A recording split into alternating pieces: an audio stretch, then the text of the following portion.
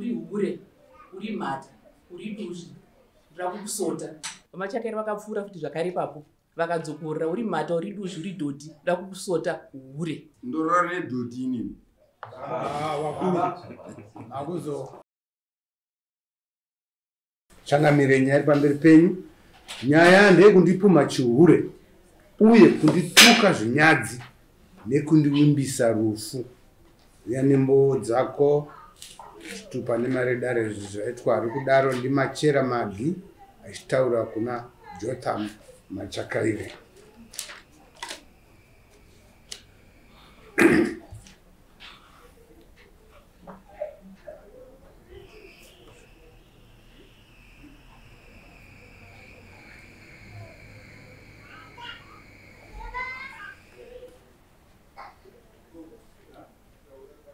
Taura tinzwe mabvi. Pamusoro ndino ndakagara ndakasema. Taura manda kapasi. Pamusoro ivadare. Muno mutinongoti pamusoro imambo chete. Pamusoro imambo. Ini ndonzi Magi Machera. Ngati mwedzi waMei, musi wa29 Mei. Nguva dzichiti 12 o'clock. Ndakapinda mutownship Machinda Mbuya. Pandaona vamachakere ndoho ndiona ndiri vari pashopa Chikotora. Inini ndaitaura namainini tiri panzi. Mainini vamaini vangu vaibva vangabva kwaRwanda. Ndoandaitaura navo tiri panzi. Vamachakere vakabuda mubottle store vakasotanga kutoti uri hure, uri mata, uri duzvi, rakukusota. Namainini vangu vatakatarisana ndachozwa kuti ndiani wari kudaro. Vakadzokorera futi. Pandakangwapita pandakati kana mudare ni vadi kundisotaira kundiona wani. Ndobva vadzokera mubottle store. Ndobva vadzoka futi mai bamini murume wamaini vadaitaura navo.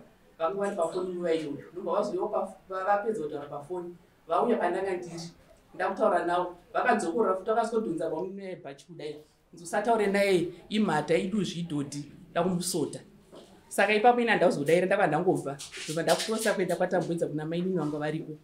Vandasoti mama, vamachakaire vandituka. Kasi handisuzoti vari kunditukira dzira, handisuzoti vari kundishura here. Mwamba wakanditora kuti aiwa nyararai. Ndakanyarara zveshuwa. Pana mbuya vandakanga ndiinawo. Ndobva tauya takuchidzoka kuno kumba. Takudzokera kumba. Takafamba pamashops tichidzika nerodhi yekuenda kuMayo. Tiri pamashops papo. Takasvika pashop yababa mukuru Rafael Chenda Mbuya. Vaina bamuningi. Saka ndiri papo ava mbuya vandandiro vakafamba kuenda next shop yakanga iripo. Ndiri papo dasara ndichaura nababa mukuru chivabvunza neurwere hwatete vakanga vanzi vari kurwara. Vamachakaire vakapfuura futi zvakare ipapo. Vakadzokorera uri mata, uri duzvi, uri dhodhi, rakukusota hure. Ndopandakati kuna baba mukuru nababa muningi. Vamachakaire vandibvira kumusoro. Handisi kuziva kuti vari kunditukirei. Boni vangu varipo Boni Thomas. Vakavati dzokorera zvawataura. Handikurove nemaoko, ndinokurova neshamhu. Havana kudaira vakambva vafamba nhumba vangoenda. Izvo zviri kutaurwa. Mawitness enyu munawo handiti? Mawitness haana kukwanisa kuuya kuenda kuHarare kune urwere. Daka mawitness. Saka vangatiwo kana zvinokwanisika here kuti kana vari pasvika nguva yekuti vataure pari pafoni. Mafoni haanyanyi kuvhumirwa mumatare. Right. Izvo zviri kutaurwa.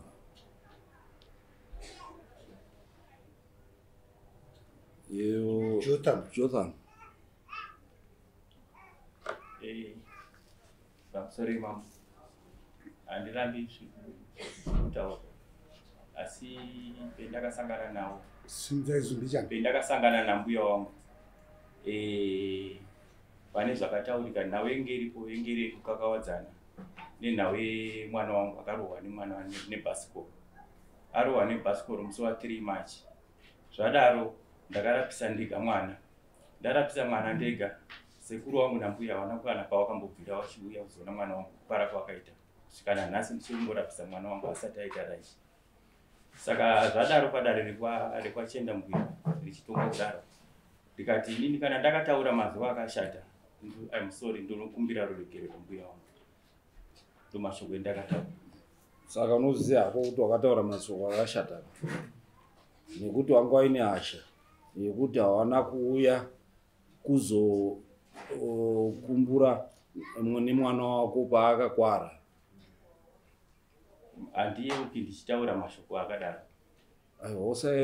Iwe uri kutotaura kuti une hasha.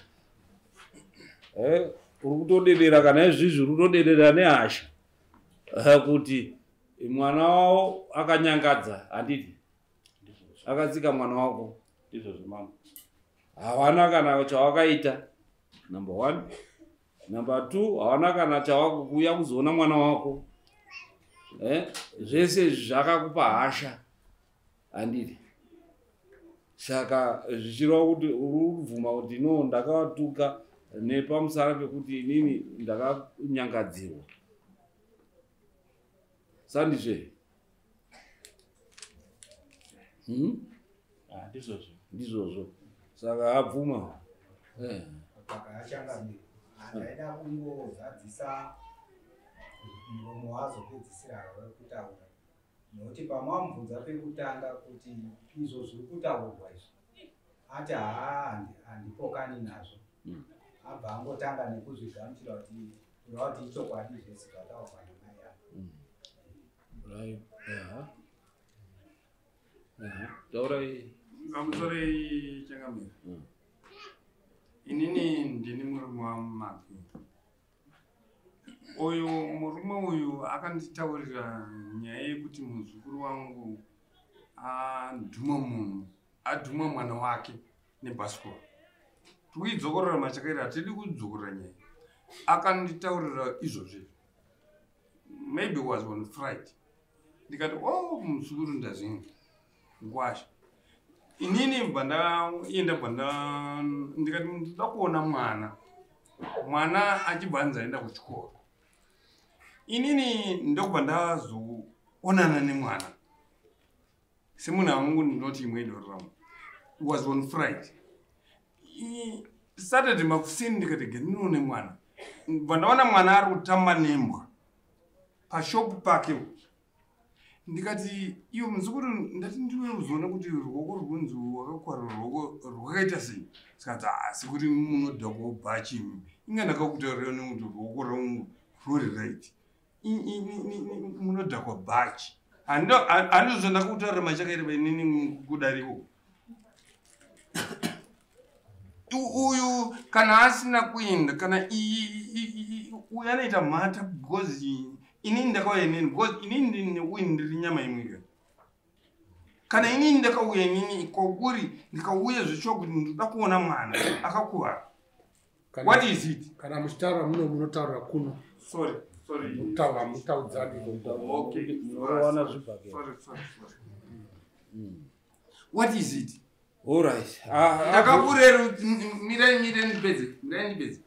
Wakarerutsirwa iwe naShechenda mbuya iwe. Ukabvuma nyaya yako ndakakanganisa. Ukadii? Ukanzi ubhadhare, zvakanzi ubhadhare, ukatadza kubhadhara. Ukanzi wewe naShechenda mbuya nyaya yako ndaita ngaichende kumakomba. Saka yauya kuno. Wakabvuma nyaya yako mapepa amakoni achenda mbuya ari kogo yekuti wakabvuma nyaya. Usatepa kuti because we don't want to be angry. Right.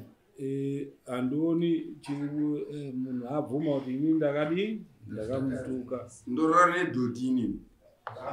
Wakuru. Akuzo. Neri. Aribvumiba. Zvamuri kuita. Right. Iyo wadare.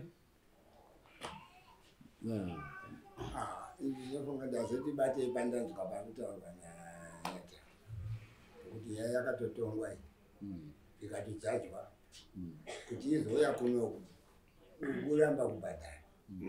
Saka nyaya iripo ndeichenda bvunzo kuti uri kubhadhara here kana kuti haudi. Chii chakanzi abhadhare dare roita review kwakunzwa iye kuti anogutsikana here nemutongo nekuti abvuma zvake kuti no ndakazviita.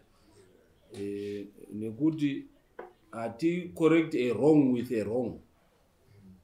Unozvinzwa Jotham Kusinzwa mangu. correcting a wrong with a wrong inoita chii?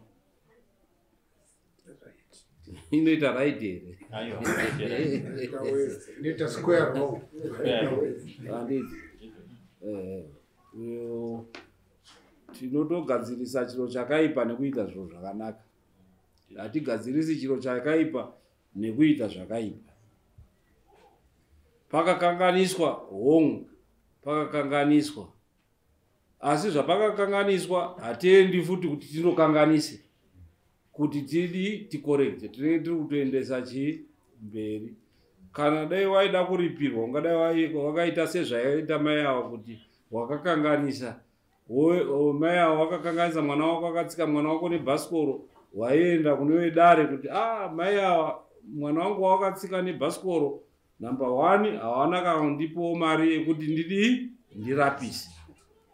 Bhiri rangu rekurapisa iro ndaidawo kuti semwana wavo akakwadza mwana wangu wandibhadhare. Handiti uri kupona chakamiri mwana upa mari ndini yedari yekubhadhara munhu kuti arapise mwana wake. Wabude panzava. Order. Ukazviita futi manje takuisa ikoko wabhadhara content. Munobudare mamambo. Tiri mudare. Asiyana nekwaishe. Tiri mudare. Tiri maprocedure edare. Ungangori right futi. Uri kuzora zvatiri kutaurira uyu. Ndo zvari kuita kuti mwana wako akakanganisa, uyu akanganisa, iwo akukanganisa futi. Saka tinoitonga sei? Chienda mbuya. Sorry chakamiri. Tinoitonga sei? Sorry chakamiri. Toda kuti tooneka. Mwana wako akakanganisa, uyu akanganisa, iwo mudare munomu wakukanganisa. Sorry chakamiri. Saka tinopa judgment ipi? So we want sober minds. Nekuti tese tirikuramba tiri kukanganisa. Wakutuka uyu mudare. Zvakare zvauri kuuya zviri kuurira mukadzi wako, iwe wakumutuka futi mudare. The same. Saka justice yacho inozoitwa sei?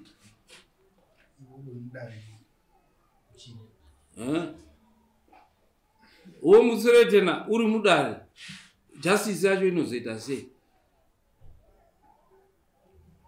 Urora toramba tiri kukanganisa, tichikanganisa kusvika hatina chii?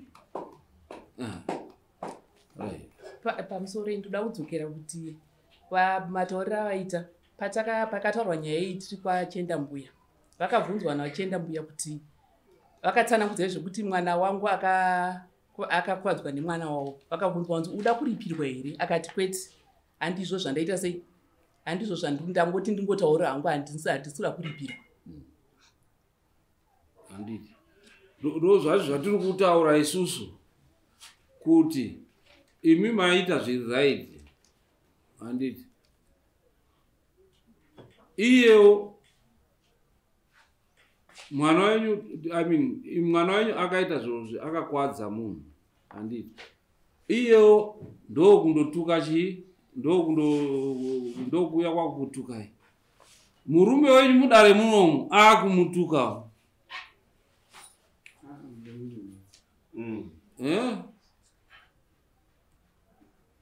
Muri kupona? Saka mune muchida kuti dare riite sei?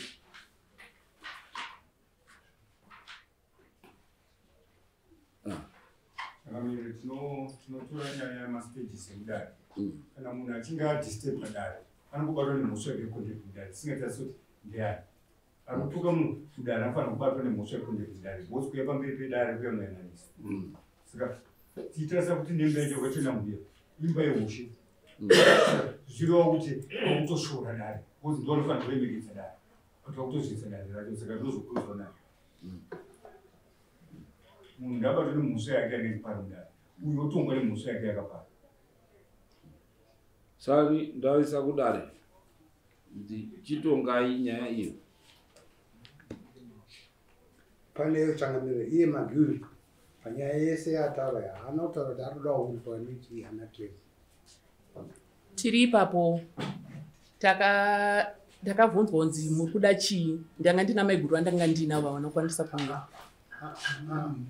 muri muno sekwachichena mbuya imbosiyai ndanzonge mataurai nemwoyo wenyu zvamuri kuda nezvamakaitirwa neuyu ndoda kuti akuripei nei zvinonyaradza pfungwa dzenyu. Nemombe. Right.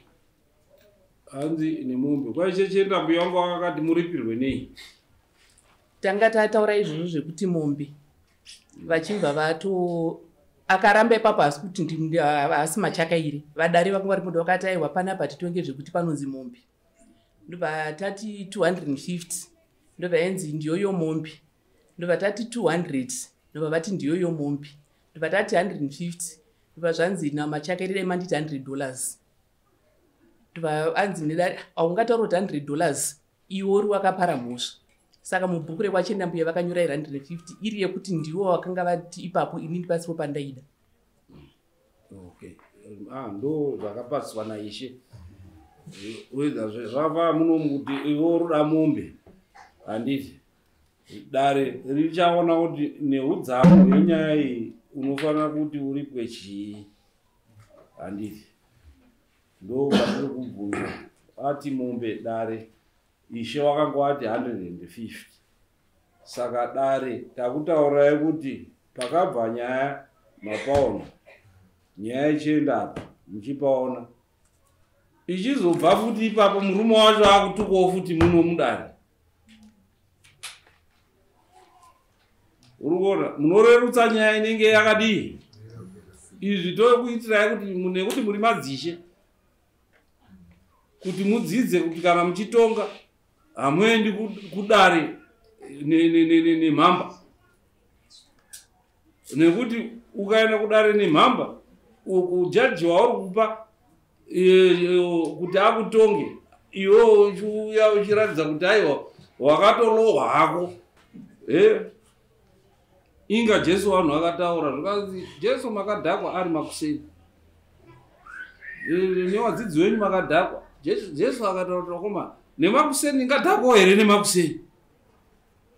Dai ari manheru mainditi ndakadiwo ndakadhakwa. Zvava isha wakuya mudare nemakuseni wachiratidza kuti wakadhakwa. Handiti. Pamutongo wenyaya iyi nditaziva kuti mai wakapuhwa mbudzi 4 yozoripirwa dare mbudzi imwe chete. Varoti 4 mbudzi dare imwe chete. Right, vamunoti chii? Ndaida kutsigirwa zvamupe mbudzi 4 asi ndanda kuti mbudzi dzacho 3 idare yechi4. Ambo wataura zvindemi ndodoktora. Okay, vamunoti chii?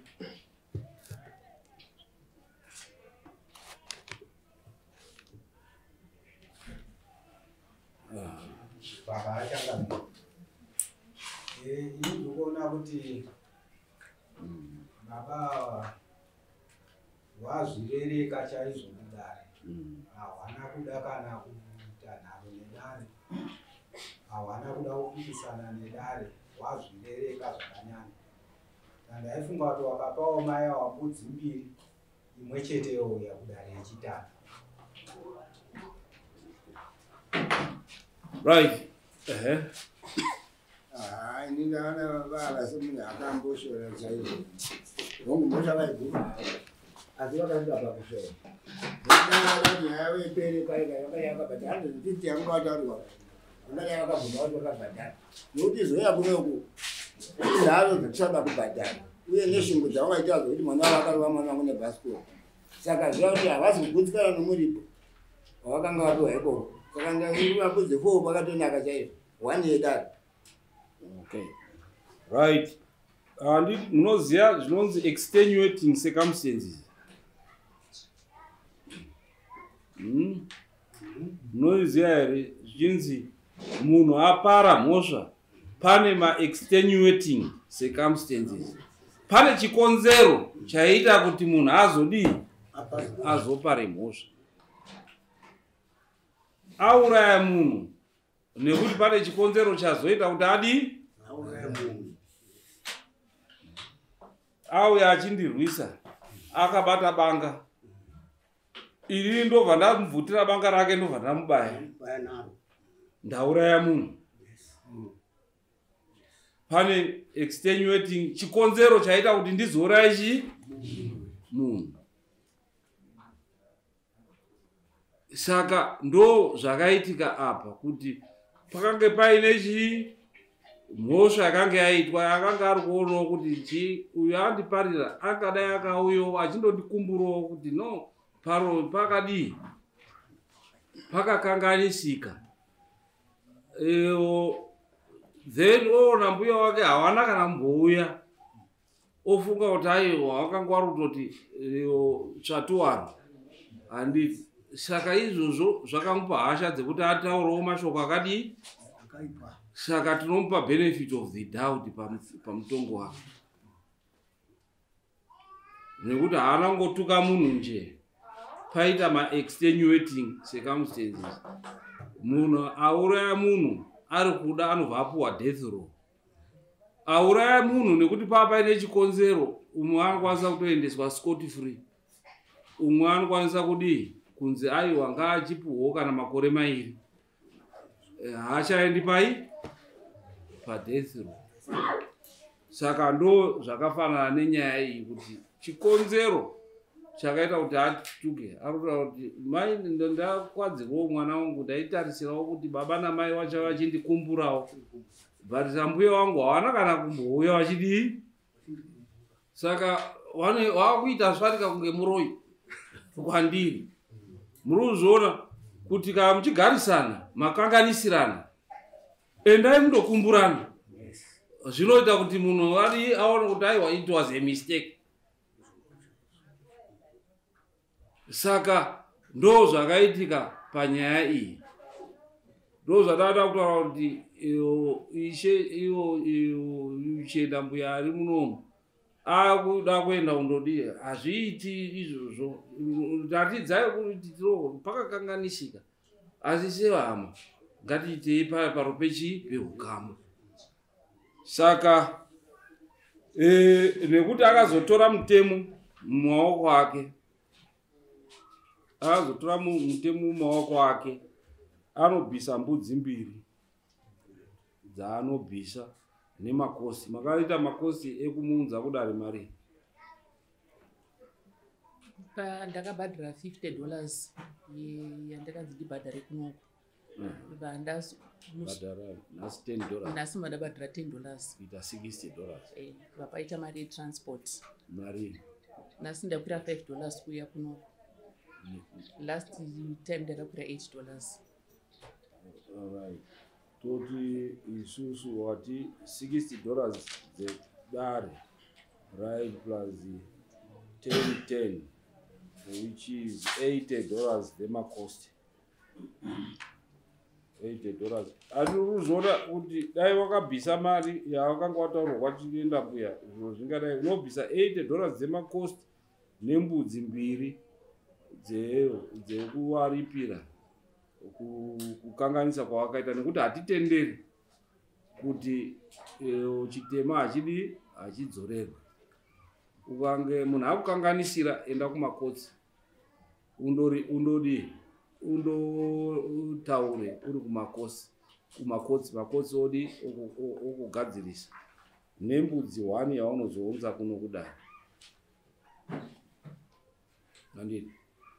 Saka unozvibhadhara rini mbudzi 3 $80.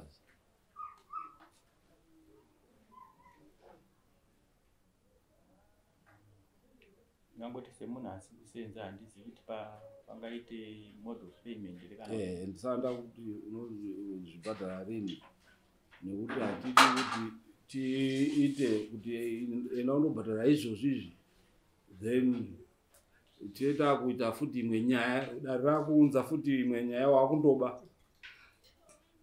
Saka tokupa nguva iri reasonable yatinoona kuti uruda kubhadhara nyaya yako. Kana usingadi ndo panozoti dare manje rakuya richikutorera nekuti unenge usingadi kudii.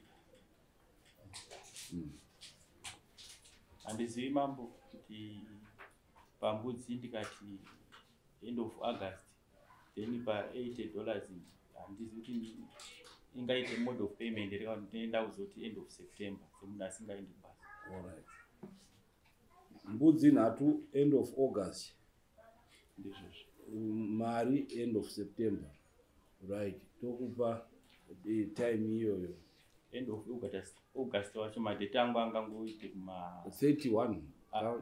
kazhinji inenge iwo tokupa up to 31 August. Up to 30 September. Saka iwo kana ukakasika the better. Anditi. Tokupa the last day of August. Iwo ukakasika kubhadhara the better. Okay, ngatisimukei 10.